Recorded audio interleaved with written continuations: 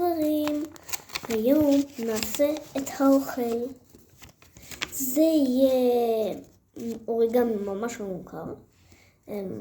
המציאו אותו ממש לפני כמה ימים. קוראים לו האוכל. אבל הוא די קל. אז בהצלחה שיהיה לכם.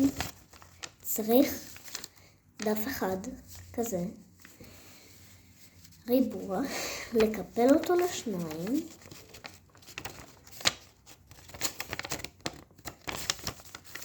להדק,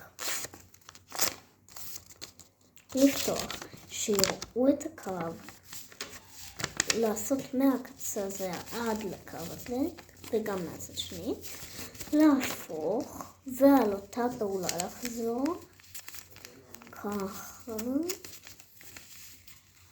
מהקצה הזה עד הקו, הנה וגם מכאן,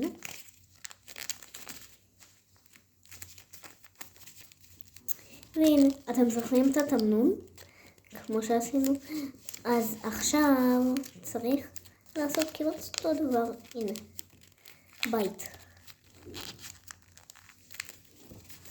וגם מהצד הזה.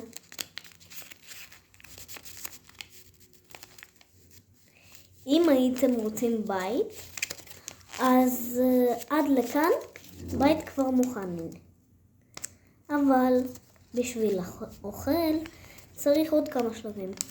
צריך גם מלמטה לעשות.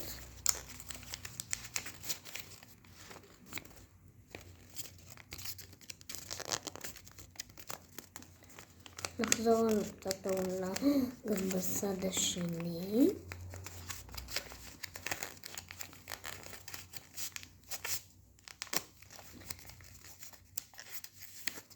ועכשיו להפוך שיהיה לחם ככה. לפתוח ככה. הנה. והנה מה שיצא מאחורה. עכשיו לקפל את זה ככה.